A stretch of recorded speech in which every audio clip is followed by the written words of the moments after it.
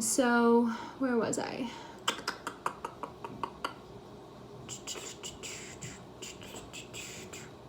God, where was I? So annoying that you walked in. Oh yeah, so that's why we became close, is because Cassie wasn't talking to her, so finally she wanted to talk to me. And like, she was just my person at the time. And again, Cassie could ask. My sister almost convinced this woman to get a puppy. She didn't even, for herself, so that Cassie would have a puppy when we went to her house. Like, just wild. So I'd been praying for months for Jesus to just take me. I don't want to be here anymore, God. You just take me, please. Get me into a car crash. You know, make it quick. Get me out of this hell. Just get me out of here. And the reason I felt that way is because I just felt like there was nobody in my life worth living for. Everybody had betrayed me. Everybody had left me at some point. Everybody had left me alone. And I just felt like, get me the out of here. You know what I mean? So, what happened next? So I tell her, I said, Jenny, and this is after months of praying to die. Oh, I didn't mean to say her name. Oh, well.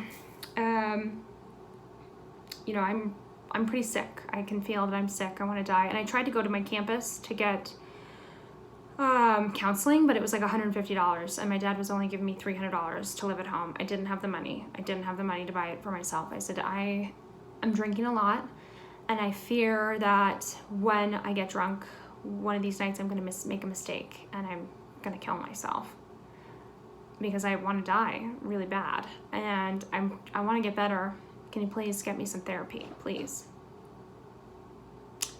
No, I couldn't possibly pay for that. And I said, you know, even once a month, I think could really help. You know, I'm not sure you're understanding me. This is like life or death. No, I couldn't possibly pay for that. I don't understand it. I don't at all. I look at my niece and my nephew and I don't understand, but that was the day I decided to do it. I said I have no one. God, this is no longer a sin. God will understand. He will understand why I have to do this. And this was like one of my, I'm just gonna set the fuck back down. This was my like sob story with American Idol, because everybody always says you gotta have a sob story going in. So this was it. So here, I'll bring it downstairs to explain. When I was a child, I drew my grandmother Bammy. She's my like OG original angel. I drew her hummingbirds. And after she died, hummingbirds became my symbol for her. And it wasn't until years later that this picture of hummingbirds, I had already decided she's my hummingbird. She'd been my hummingbird for years. She showed up here and there saying hi to me. And then years later after she died, my aunt, who lives in her house now, the house that my dad grew up in, they found it. They found one of my hummingbird drawings. So on the back of it, it says Koby, 7 years old, for Gladys, right there. And the day, it's funny, twice actually in my house, there have been hummingbirds that have shown up.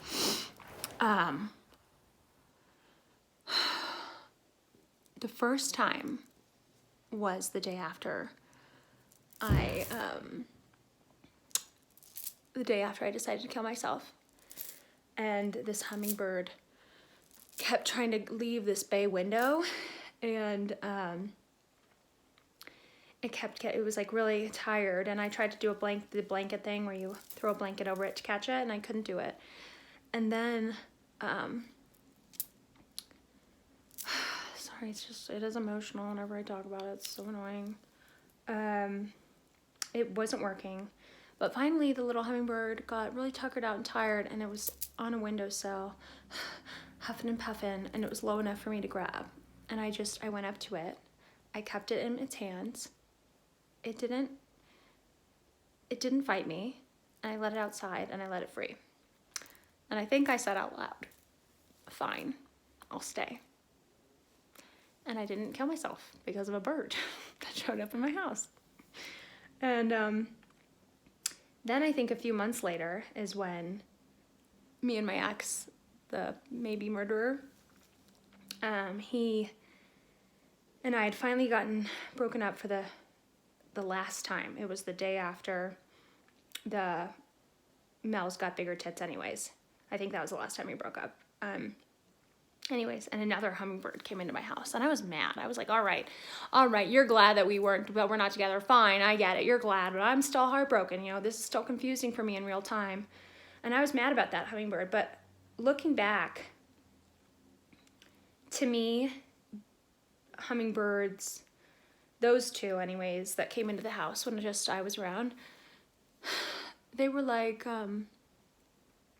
signs of things that I was going to survive. Because then, ironically, a year later, a girl who I didn't really know, but she was a year younger than me, a year later, after I'd been suicidal, she killed herself. She hung herself, and her name was Carolyn Dolan.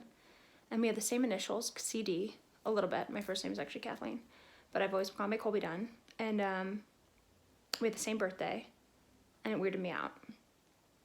And then Carolyn Banal, my ex's girlfriend, another Carolyn, you know, she died. And looking back, it makes me wonder, you know, was that a hummingbird saying, you got out of there?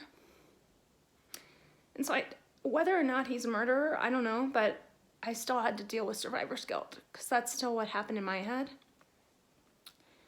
And I went to a medium and asked her, so actually this medium, part of the reason why I had my mental breakdown last year is because a medium said to me that she was hearing murder for hire. It was just me and her. She's a really good medium, if you ask me. I mean, the day after my friend died of brain cancer, I went to her and she said, did you have a friend die of brain cancer? And I'd posted nothing about it online. I don't think, and I might be wrong here, but I don't think I ever told her about Victoria. So I think she's pretty good.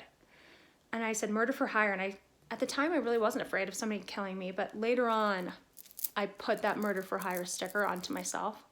And that's a big reason why I got so terrified. But I said to her, well, the only murder I'm thinking of is Caroline. So when she first said that to me, I thought, well, maybe she's talking about Carolyn. Not Caroline, Carolyn. And I said, well, I'm kind of curious if my ex killed his girlfriend, Carolyn, but I don't know why that would be a murder for hire situation. She said, oh, well, you know, what I'm getting is that was a drug deal gone wrong, and that somebody else was there too, like my ex-boyfriend's friend was there. And something like I can't remember how she put it, but in my head it became a fight. Like she was trying to get off some drugs, but she wanted some then. They showed up, probably had a terrible fight. I mean, she was a wrestler. She was a fighter. And he won the fight, and he won it a little too well, is how I think of it. And the weirdest part of all of this, and the way that she supposedly died is of epilepsy. I guess she had epilepsy. But the weirdness about it is that he found her body days later. Like, he knocked down the door and looked like a superhero for finding her. And if you look at her Instagram, Carolyn Banal, I think that's what it is, there's a post-mortem. So after she died, somebody posted on her account a text thread talking about running a couple of sacks and don't you have something to plan tomorrow, baby? And I think running sacks is a wrestling term, if I'm not correct or not incorrect. And, you know, both of them are wrestlers. So, and like underneath it, my ex-boyfriend's friend, who in my mind I've made as the other friend that was there, that maybe was why she killed, was when she was killed or whatever, said, like, I think we all know what psychopath posted this. And I don't know what that means. I don't know who the psychopath is. The only psychopath I know is the ex-boyfriend. But this guy who's friends with him is talking about another psychopath, so I don't know. But the weirdest thing about all of this, and I had to deal with this, super just strange. She had a cat, and, like, apparently she loved this cat. Like, literally her obituary is her with this cat. And she named it Colby. And that will fuck with you, let me tell you. I just was sitting there like, it just fucked with me. And, yeah. So I think that's enough for today. I'll continue this saga another day. All right, thanks for listening.